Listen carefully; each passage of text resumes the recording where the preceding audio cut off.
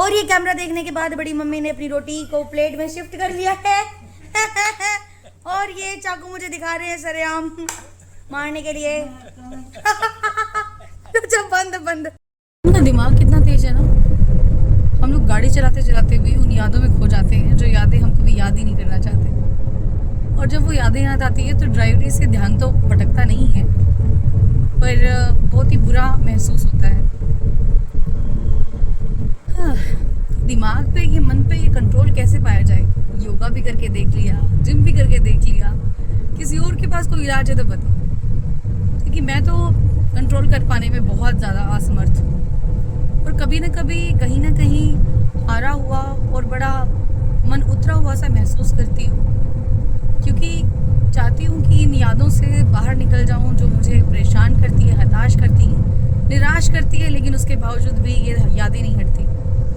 बहुत बार कोशिश की है, क्या आप लोगों के साथ भी ऐसा ही होता है क्या? आज के व्लॉग की शुरुआत मैं करने जा रही हूँ। घर से निकली थी मम्मी का सूट पहन के, क्योंकि एक मेरे धर्म के भाई बने हुए सुरेंद्र सोनी जी, उनका कॉल आया, कहा बहन जी एक ओपनिंग है अपने शॉप की, आप आ जाओ। तो जितना मुझे पता था, मुझे लगा कि अग्रोहा मोड़ पे उनका ऑफिस बना हुआ है, वहाँ चली गई। जाने के बाद कॉल किया तो पता चला कि उनके भाई के ऑफिस की ओपनिंग थी, आई मीन शोरूम की ओपनिंग थी, गोल्ड की ज्वेलरी की वो दुकान ओपन करने के लिए जा रही है। तो अब दोबारा से वहाँ से निकलना पड़ा। हालांकि टाइम दिया था 11 बजे का, and I am very much punctual about time, तो मैं पहुँच भी गई थी। लेकिन वहाँ पे जाने के बाद कॉल किया तो पता चला मील गेट पर उनकी दुकान की ओपनिंग होने जा रही है, तो वहाँ पे जाना पड़ रहा है। होते हैं कभी कभी दिमाग में 100 तरह के सवाल भी आते हैं, मन में 100 तरह के ख्याल भी आते हैं, लेकिन इनसे निकल पाना बेहद ज़रूरी है। अगर आप नहीं निकल पाए तो वही बात है कि ये चीज़ें आपको इतनी निराश, इतनी हताश कर देंगी कि आप अपने काम पर भी फोकस नहीं कर पाएंगे। और मैं भी पूछना भूल गई कि भाई साहब कौन से, क्योंकि वो नया ऑफिस बना रहे हैं अग्रोहा मोड़ पर विकास प्रॉपर्टीज़ के नाम से, तो मुझे लगा कि उस ऑफिस की ओपनिंग है और वहीं पर मुझे जाना है। अंदाज़ा गलत हुआ और अब वापस हिसार जा रही हूँ। वहाँ पर जाकर ऑफिस की ओपनिंग है, शोरूम की ओपनिंग है, तो वो कवर करूँगी। कवर करने के बाद फिर आप लोगों ने एक मामला बड़ा सुना होगा जो बहुत ज़्यादा हाईलाइटेड है, कल उसके CCTV फुटेज भी वायरल की गई थी कि एक लड़की को ले जाने किस व्यक्ति ने जला दिया। उसके पैर, उसके हाथ नहीं जले हुए थे, बस उसकी पीठ जली हुई थी, बट डॉक्टर ने घोषित कर दिया कि 70 to 80% उसकी बॉडी का हिस्सा बर्न्ड है, जिसकी वजह से अब उसके जो पेरेंट्स हैं वो आ रहे हैं हिसार में, क्योंकि वो लड़की राजस्थान की रहने वाली थी और MBBS अपनी कंप्लीट कर चुकी थी। फॉरेन में भी वो रह चुकी थी अपनी स्टडी के लिए। दिल्ली से MBBS कंप्लीट करने के बाद अब लगा कि हाँ अब इसका फ्यूचर ब्राइट है, तो ऐसे में इतनी बड़ी घटना हो गई। और देखिए, पेरेंट्स का अपने बच्चे को खो देना सबसे बड़ा दुख होता है इस लाइफ का। मैं तो कहती हूँ कोई अपना जाना नहीं चाहिए, लेकिन ये धरती गोल है, ब्रह्मांड गोल है, कुछ पाना है, कुछ होना है, बस यही ज़िंदगी के झूले हैं जिसके ऊपर आपको झूलना है। और बहुत बुरा लगा जब उनकी मदर से मेरी बात हुई। उन्होंने मुझे सारी की सारी बातें कम से कम आधे पौने घंटे तक फ़ोन के ऊपर बताई। कभी रो रही थी, कभी चुप हो रही थी, कभी मैं चुप करवा रही थी। मैंने उनको ढांढस तो बनाया, लेकिन उनके दुख को मैं कैसे कम कर पाऊँ मैं तो समझ नहीं पाई। पर वही बात है कि जिसका जाता है उसी के ऊपर बीतती है। और बच्ची दिखने में भी बहुत सुंदर थी, इंटेलिजेंट भी थी, तभी तो MBBS की स्टडी अपनी कंप्लीट कर ली। तो मेरी तो प्रशासन से यही अपील है कि जल्द से जल्द जो भी गुनहगार है उन लोगों को सज़ा मिलनी चाहिए, ताकि थोड़ी बहुत उनके दुख के ऊपर ठंडा पानी पड़े। अदरवाइज़ तो ये दुख पता है कि ज़िंदगी भर का एक कलंक बन के रह जाता है जो कभी मिटाए नहीं मिटता। और होना नहीं चाहिए था उस बच्चे के साथ ऐसा, बट हो गया। अब पीछे रीज़न क्या रहे हैं अभी तो कुछ पता नहीं है। बाकी वही बात है कि जब जांच शुरू होगी तो बहुत सारी चीज़ें निकल कर सामने आएंगी, क्योंकि वही बात है सारा का सारा जो भी लोग इसके साथ जुड़े हुए हैं इस मामले के साथ, उनका सबका कच्चा चिट्ठा खुलेगा। और मुझे उन्होंने बताया भी सही कि वो एक सिंगल पेरेंट है, और सिंगल पेरेंट के लिए MBBS जैसी बड़ी स्टडी को अफोर्ड कर पाना अपने आप में बहुत बड़ा चैलेंज होता है। और चैलेंज इतना बड़ा कि बड़ी मुश्किल हो जाती है बच्चे को पालने में। और इस चीज़ को मैं तो समझ ही सकती हूँ, आप लोगों को तो मेरा पता है कि मेरी मदर भी सिंगल पेरेंट है।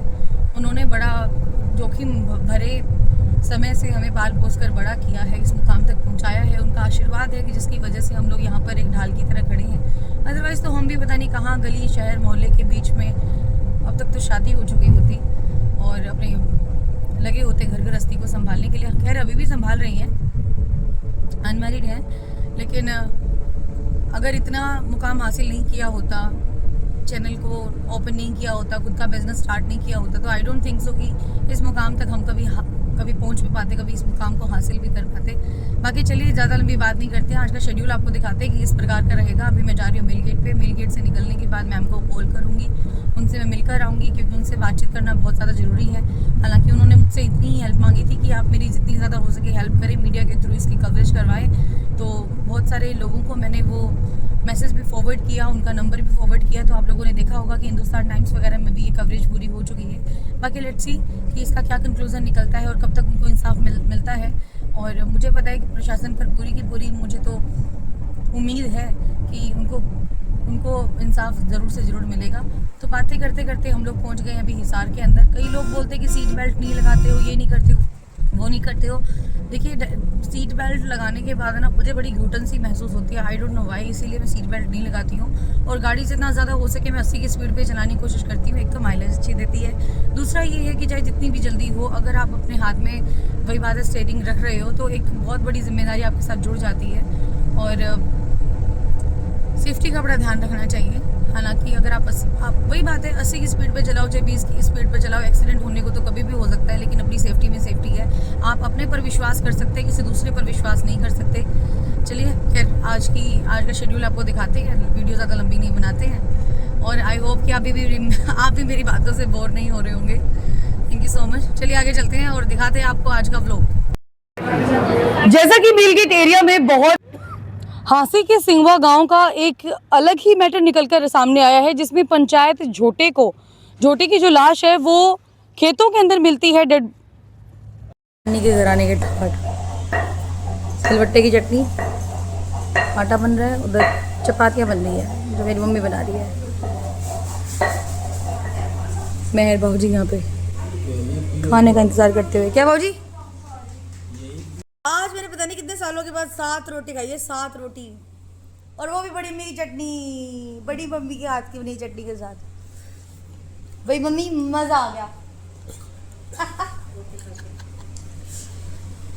मैं तो सोच रही जिम विम करके पतली हो जाऊं। ये वो लोग हैं जो मुझे पतला होने नहीं दे रहे। बड़े वाले ये, छोटे मियाँ ये। बहुत खिलाते हैं गाइस। तेरे दादा की इतनी खुराक थी, तेरी है। अच्छा। और बताओ। ये मेरी नानी है, यानी बड़ी मम्मी। ये मेरी बड़ी मम्मी की बेटी यानी मेरी माँ, जिसको आप लोग कभी कभी कह देते कि आपकी बहन है क्या।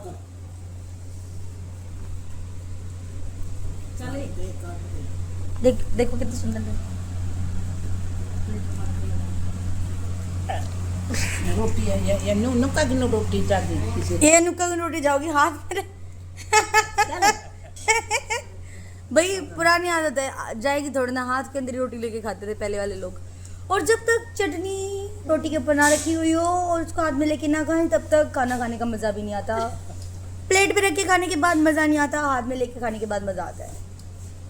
असली मतलब तो वही होता है। और ये कैमरा देखने के बाद बड़ी मम्मी ने अपनी रोटी को प्लेट में शिफ्ट कर लिया है। और ये चाकू मुझे दिखा रहे हैं सरेआम मारने के लिए।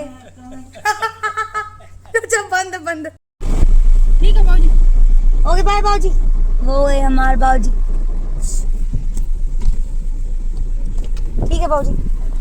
हाँ फोटो में फिर से आ गया। चलो ठीक है बाबूजी। Okay bye. जय हमारे बाबूजी।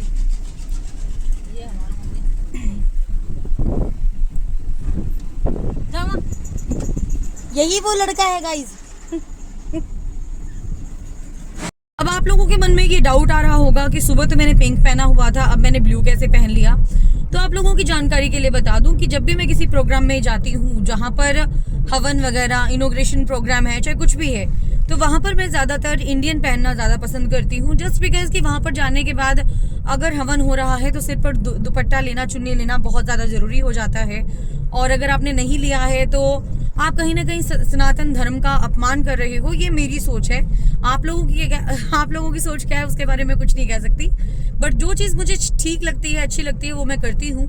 और उसके बाद फिर जैसे मैंने हवन अटेंड किया और इनॉग्रेशन प्रोग्राम अटेंड किया, अटेंड करने के बाद मैं घर पे गई। घर पे जाने के बाद मैंने अपने कपड़े चेंज किए। कपड़े चेंज करने के बाद फिर मुझे हांसी में एक न्यूज़ कवर करने के लिए जाना था, जहाँ पर किसी गाँव का, सिंघवा गाँव है हांसी का, जहाँ का जो पंचायती झोटा होता है वो किसी ने मार दिया या वो खुद मर गया, अभी तक कोई इन्फॉर्मेशन नहीं है। लेकिन जैसे सुराग पाए गए हैं उस आधार पर तो यही कह सकते हैं कि उसको मारा गया है, क्योंकि वो एक कमरे के अंदर बंद मिला है और कमरा बंद कर पाना किसी झोटे के बस की बात तो है नहीं। और 20 दिन के बाद उसकी लाश मिली अंदर कमरे के अंदर। उसमें जीव जंतु जो भी होते हैं, जैसे आपको पता है कि जो छोटे छोटे जीव होते हैं उनको बोलते तो है पर कुछ करके बोलते हैं, अगर आप लोगों को पता तो पता, परजीवी बोलते हैं उनको। परजीवी खाना शुरू कर देते हैं, तीसरे दिन लाश के अंदर कीड़े लग जाते हैं। तो ऐसा ही कुछ हुआ। उसके बाद जब उसका पोस्टमार्टम करवाया गया तो पोस्टमार्टम रिपोर्ट में आया कि इसको अंदर बंद कर दिया गया था। थोड़ी बहुत चोटें भी उसके आई हैं और मतलब लिटरली बड़े ही बर्बरता के साथ उसको मारा गया है। निर्दयी लोग होंगे जिन्होंने उसको मारा है। बाकी जांच तो चलेगी ही इसके ऊपर, क्योंकि आज हांसी एसपी से मुलाकात की है वहाँ के लोगों ने। उसके बाद मुझे बुलाया, मुझे बुलाने के बाद फिर कवरेज वगैरह करवाई। फिर मैं नानी के घर पे गई, जहाँ की वीडियो मैंने आप लोगों को दिखाई कि आज मैं 7 रोटियाँ खा गई मतलब या तो मैं बचपन में ही 11-12 रोटियाँ खाया करती थी। मेरी डाइट लिटरली बहुत ज़्यादा थी और बचपन में मैं बहुत स्ट्रॉन्ग बच्चा हुआ करती थी। बट अब जैसे जैसे मैं बड़ी हुई हूँ, वही बात है कि खान पान लिटरली आपके शरीर को चेंज कर देता है। और मैं बाहर भी रह के आई हूँ तो वहाँ पे खाया भी, नहीं भी खाया, भूखे भी रहे, ऐसे मतलब चलता रहा सीन। और ज़्यादातर मैंने बाहर का खाया तो जिसकी वजह से शरीर में फुलावट भी आ गई। और एक लड़कियों की बड़ी कॉमन बीमारी है, अगर आप लोगों ने सुना होगा जिसके बारे में, PCOS और PCOD। ये इस वजह से होता है, या तो आप स्ट्रेस ले लेते हैं या टाइम पर आप खाना नहीं खाते हैं, और भी बहुत सारी चीज़ें होती हैं जिसकी वजह से ये जो बीमारी है आपके अंदर उभर जाती है। और उभरने के बाद फिर आपका मोटापा इंक्रीज होना शुरू हो जाता है। और ऐसे में कंट्रोल पाने के लिए आपका पोषण ऐसा होना चाहिए जो बहुत ज़्यादा हेल्दी हो। अगर आप हेल्दी खाना नहीं खाओगे तो कंट्रोल नहीं कर पाओगे। तो अब मैंने यहाँ पे आने के बाद, हिसार में आने के बाद बहुत ज़्यादा कंट्रोल किया, हेल्दी खाना खाया, घर पे मम्मी के हाथ का बना हुआ खाना खाया। और मैं हल्दी का दूध या फिर हल्दी का पानी हमेशा पीती हूँ। इसकी एक मतलब छोटी सी एक शॉट तैयार करना होता है जो पीना होता है। उसके लिए कुछ नहीं करना आपने, सिर्फ मिंट मिलाना है और हल्दी लेनी है। एक तो गांठ वाली हल्दी होती है, गोल हल्दी आती है, वो गोल हल्दी लेनी है आपको, वो मिलानी है। उसके अंदर आप अगर टेस्ट के अकॉर्डिंग नमक भी डाल सकते हैं। और सोल्ट आपको सेंधा डालना है, कोई भी आप ये वाला नमक नहीं डाल सकते जो हम लोग ज़्यादातर खाने में इस्तेमाल करते हैं। और वो आप अगर डेली खाएंगे तो उससे भी बहुत ज़्यादा शरीर के अंदर चेंजेस आते हैं। एक तो आपका चेहरा बहुत ज़्यादा ग्लो करेगा, दूसरा आपकी बॉडी का जो वेट है जो इतना ज़्यादा बढ़ा हुआ है वो भी कम होना शुरू हो जाएगा। बाकी अब जिम में जाना था 6:30 बजे, अब प्रोग्राम आ गया कि आ जाओ जी, प्रोग्राम कर रहे हैं कैमरी रोड पे, अब जाके उसकी कवरेज करनी पड़ेगी। हालांकि टाइम जिम का 6:30 बजे का है, बट जाना तो पड़ेगा ही क्योंकि काम पहले है भाई। हाँ, हेल्थ पहले है, अब क्या बताएं काम भी पहले है, हेल्थ भी पहले है, बट कोई बात नहीं, 7 बजे जाके भी जिम में कर सकती हूँ, उसको मैं मैनेज कर सकती हूँ। लेकिन जो 6:30 बजे खबर आई है वो तो 6:30 बजे ही करनी पड़ेगी। सो आई एम गोइंग देयर। उसके बाद जिम जाऊँगी, जिम जाने के बाद 1.5-2 घंटा जिम करूँगी, उसके बाद फिर जाऊँगी मैं घर पे और पी के हल्दी वाला दूध और सो जाऊँगी। रात का तो खाना मैंने बिल्कुल ही क्विट किया हुआ है, बहुत दिनों से किया हुआ है, क्योंकि मैं खाना खा ही नहीं रही हूँ जब से मैंने अपनी हेल्थ पर काम करना शुरू किया है। खाती तो इतना खाती हूँ कि बस पूछो ही मत, जैसे आज का एग्जाम्पल 7 रोटियाँ, अदरवाइज तो मैं बहुत ही कम खाना खाती हूँ। चलिए व्लॉग अभी थोड़ी देर में मैं एंड करूँगी, जब मैं जिम करने के लिए चली जाऊँगी और थोड़ा बहुत आप लोगों को दिखाऊंगी कैसे कसरत करते हैं वहाँ पे हम लोग। और वेट अभी है जो है मेरा वो है 73 kgs और मैंने अपना वेट लेकर आना है 65 kgs पर। 8 किलो वजन तोड़ना अपने आप में बहुत बड़ा चैलेंज होता है, बट मैं वो कर दिखाऊंगी with in 2 months। It's a very easy job actually. जो अगर मैंने 15 किलो वजन कम कर लिया, 85 से मैं 70 पे चली गई थी, तो क्या ही बड़ी बात है 8 किलो वजन कम करना, कर लेंगे। हालांकि दोबारा बढ़ गया है मेरा वजन, बट कर लेंगे कम। Okay, thank you so much guys. अभी दिखाती हूँ आपको मैं जिम की तस्वीरें और कवरेज की तस्वीरें।